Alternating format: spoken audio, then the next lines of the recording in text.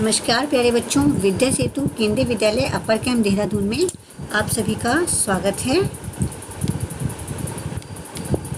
आज हम कक्षा 3 में हिंदी के पाठ 5 का भाग 7 करेंगे। बच्चों, इस पाठ से हम प्रश्न उत्तर तो बहुत कर चुके हैं। आज हम देखेंगे कि इस पाठ में शेर और घोड़ा दो जानवरों के बारे में चर्चा की गई है। तो आइए देखते हैं शेर और घोड़ा इन दोनों में क्या अंतर होते हैं। देखिए, आपके लिए यहाँ पर कुछ हिंट दिए हुए हैं। इनको प्रयोग करके आप शेर और घोड़े में अंतर लिख सकते हैं। जैसे कि खाना, शेर का खाना क्या होता है बच्चों? मांस। और घोड़े का खाना क्या होता है? घास। तो आप लिख सकते हैं शेर मांस खाता है, घोड़ा घास खाता है। आइए हम आते हैं इसके दूसरे अंतर पर, घर। आप सभी जानते ही हैं शेर कहाँ रहता है? गुफा में। जबकि घोड़ा कहाँ रहता है? अस्तबल में। घोड़े के घर को हम क्या कहते हैं? अस्तबल। तीसरा जो हमारा अंतर है वो है रंग। शेर जो है बच्चों वो पीले रंग का होता है और उस पर भूरे रंग की धारियाँ भी होती हैं। जबकि घोड़ा आपका बहुत सारे रंगों का होता है, काला, सफ़ेद, कत्थई। अब आती हैं आदतें। शेर की आदत होती है शिकार करना, जैसे ही किसी जानवर को देखना उसको मार डालना और उसको खा लेना। जबकि घोड़ा जो है उसे हम घर में भी पालते हैं, क्योंकि वह हमारी सवारी करने के काम आता है और हमारे सामान को एक जगह से दूसरी जगह पर ढोता भी है। तो ये हो गई इनकी आदतें। प्यारे बच्चों, आप सभी जानते ही हैं कि जो हमारी संज्ञा होती है वो क्या होती है। फिर भी मैं आपको एक बार फिर से याद करवा देती हूँ कि किसी भी व्यक्ति, वस्तु, स्थान के नाम को हम संज्ञा कहते हैं। इसी के आधार पर हमारी संज्ञा जो है वो 5 प्रकार की होती हैं। व्यक्तिवाचक संज्ञा, जातिवाचक संज्ञा, द्रव्यवाचक संज्ञा, समूहवाचक संज्ञा और जी हाँ, जातिवाचक संज्ञा। तो ये आपकी 5 तरह की संज्ञा होती हैं। आपको यहाँ पर कुछ शब्द दिए गए हैं। इनमें से आपको इन संज्ञाओं को अलग अलग कॉलम में छांटकर लिखना है। यहाँ पर आपको 3 कॉलम दिए गए हैं। एक है जानवर का, दूसरा है चीज़ें और तीसरा है नाम। तो बच्चों, जो नाम में आएंगे वो आएंगे आपके व्यक्तिवाचक संज्ञा। चीज़ें जो हैं इसमें आपकी आएंगी द्रव्यवाचक या वस्तुवाचक संज्ञा। और जानवर में आपकी आएंगी जातिवाचक संज्ञा।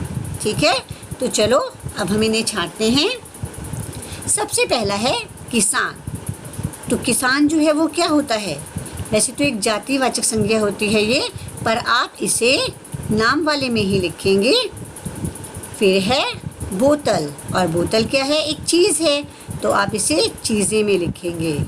लता, पेड़ की लताएं होती हैं ना, तो वो भी एक नाम होता है, इसीलिए आप इसे लिखेंगे नाम वाले कॉलम में।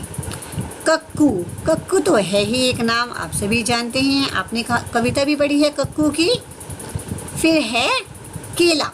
केला क्या है? केला एक चीज़ है, खाने की चीज़ है ना केला। कलम, कलम भी एक चीज़ है बेटा, जिससे हम लिखते हैं। राजू, राजू एक नाम है। रानू, यह भी एक नाम है। चूहा, चूहा एक जानवर है। नीना, नीना किसी का नाम है। शेर, शेर भी एक जानवर है। जूता, जूता एक चीज़ है। चारपाई, चारपाई भी चीज़ है। पगड़ी, पगड़ी भी एक चीज़ होती है। खरगोश, खरगोश एक जानवर है। करेला, करेला भी एक चीज़ है। छलनी, यह भी एक चीज़ है। बिट्टो, बिट्टो एक नाम है। घोड़ा, यह एक जानवर है, गौरैया। बच्चों आप पक्षियों को भी जानवर की ही कैटेगरी में लिखेंगे तो गौरैया भी आपके जानवर वाले कॉलम में आएगा। बाल्टी, चीज़ें, पीपल, चीज़, कोयल, जानवर, नीम, चीज़, किताब, चीज़, दराती, चीज़ें। ठीक है, तो आप इन सभी को अलग अलग कॉलम में अपनी कॉपी में 3 कॉलम बनाएंगे और इन सभी का नाम वहाँ पर लिखेंगे। तो बच्चों आज आपको अपनी कॉपी में ये दोनों काम करने हैं। शेर और घोड़े में 4 अंतर लिखने हैं और इसके बाद ये जो सभी चीज़ें हैं ऐसा ही एक कॉलम बनाकर उसे 3 भागों में डिवाइड करेंगे, उसे 3 भाग में बांटेंगे और इन चीज़ों के नाम उनके अनुसार लिखेंगे। ठीक है, तो ये तो हुआ आपका कॉपी का काम। आइए बच्चों मैं आपको आज एक कहानी भी सुनाती हूँ, मूस की मजदूरी।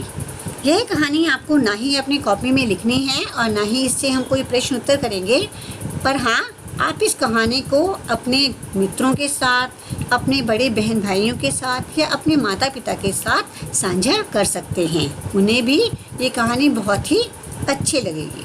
तो सबसे पहले तो देखो बच्चों, मूस की मजदूरी जो है इसमें आपके 2 कठिन शब्द आए हुए हैं, एक मूस एक मजदूरी। मूस क्या होता है बच्चों, आप सभी ने देखा ही होगा, जो बड़ा सा चूहा होता है उसे हम मूस कहते हैं। और मजदूरी क्या होती है, किसी के लिए हम जब कुछ काम करते हैं किसी अन्य वस्तु के लिए तो उसे हम कह देते हैं मजदूरी। तो ये कहानी जो है ये हमारी इसी बेसिस पर है कि मूस जो है वो हमारे साथ कैसे रहने आया। देखो बच्चों, जैसे कि आप देख सकते हैं यह एक खेत का चित्र है। इसमें एक बड़ा सा चूहा भी दिखाई दे रहा है आपको, ये है चूहा। और यहाँ पर आपको एक किसान खेत में काम करता हुआ भी दिखाई दे रहा है। कुछ जानवर भी आप देख सकते हैं यहाँ पर, ये मोर है, कुछ कौवे चिड़िया वगैरह जो हैं वो उड़ रही हैं और कुछ गाय भी हैं ना। तो अब हम देखते हैं कि ये जो मूस है इसने इस किसान के लिए कैसे मजदूरी की। तो आइए बच्चों हम पढ़ते हैं अपनी कहानी। बहुत समय पहले की बात है, उस समय आदमी के पास धान नहीं था। धान क्या होता है बच्चों, चावल नहीं था। ठीक है, सबसे पहले आदमी ने धान का पौधा एक पोखरी के बीच में देखा। पोखरी क्या होती है, एक छोटी सी गली सी होती है जहाँ से पानी भी जा रहा होता है। तो एक आदमी ने वहाँ पर एक धान का पौधा देखा। तो धान की बालियां झूम झूम कर जैसे आदमी को बुला रही थी। अब जब आदमी ने धान का पौधा देखा तो वो उससे बहुत ही अट्रैक्ट हुआ, उसकी तरफ बहुत ही आकर्षित हुआ। उसे ऐसे लगा जैसे कि जो धान की बालियां हैं वो उसे अपनी तरफ बुला रही हैं, पर गहरे पानी के कारण धान तक पहुंचना कठिन था। पर जो बच्चों धान होता है, जो चावल होता है, वो बहुत ही ज़्यादा पानी में उगाया जाता है, घुटने तक पानी होता है इसके लिए। तो जो आदमी था वो उस पानी को पार करके धान तक नहीं पहुंच पा रहा था। आदमी सोचता हुआ खड़ा ही था कि वहीं पर एक मूस दिखलाई पड़ा। आदमी ने मूस के पास जाकर कहा, मूस भाई, पोखरी के बीच में देखो उस धान की प्यारी बालियों को। झूम झूम कर वे मुझे बुला रही हैं, लेकिन पानी गहरा है। यदि तुम उन्हें हमारे लिए ला दो तो हम तुम्हें मेहताने का हिस्सा दे देंगे। अब क्या हुआ, जब आदमी जो था जब वह धान की बालियों को निहार रहा था, इतने में एक बड़ा चूहा जो कि मूस होता है वो उस आदमी के पास आया। आदमी ने उस मूस से कहा, क्योंकि आप जानते ही हैं जो भी जानवर होते हैं वो सभी आसानी से तैर सकते हैं। तो जो आदमी है उसने मूस से कहा कि अगर आप उन धान की बालियों को मेरे लिए यहाँ पर ला देंगे तो मैं उनमें से कुछ धान की बालियों को आपको आपके मेहताने के रूप में दे दूँगा। मूस को भला क्या एतराज़ था, वह सर तैर गया और बालियों को दांतों से कुतर कुतर कर किनारे पर लाने लगा। थोड़ी ही देर में किनारे पर धान की बालियों का ढेर बन गया। अब आदमी ने प्रसन्न होकर कहा, मूस भाई, आप इसमें से अपनी मजदूरी का हिस्सा स्वयं ले लो। पर मूस ने कहा, भाई, मैं ठहरा छोटा जीव, मेरे सिर पर भी है छोटा। अपना हिस्सा इस छोटे से सिर पर ढोकर कैसे ले जाऊंगा? इसलिए अच्छा हो तो यह होगा कि तुम यह पूरा धान अपने घर ले जाओ और मैं तुम्हारे घर पर ही आकर अपने हिस्से का थोड़ा धान खा लिया करूँगा। तो देखा बच्चों, तभी से जहाँ पर कोई भी अनाज रखा होता है, गेहूँ रखे होते हैं, चावल रखे होते हैं या और भी कोई खाने की चीज़ होती है, वहाँ पर जो चूहे हैं, जो मूस हैं, वो आ जाते हैं और अपना हिस्सा ले लेते हैं। तो मैं आशा करती हूँ आप सभी को यह कहानी पसंद आई होगी। आप सभी भी इस कहानी को अपने माता पिता या अपने घर में किसी भी बड़े के साथ साझा कर सकते हैं। ठीक है बच्चों?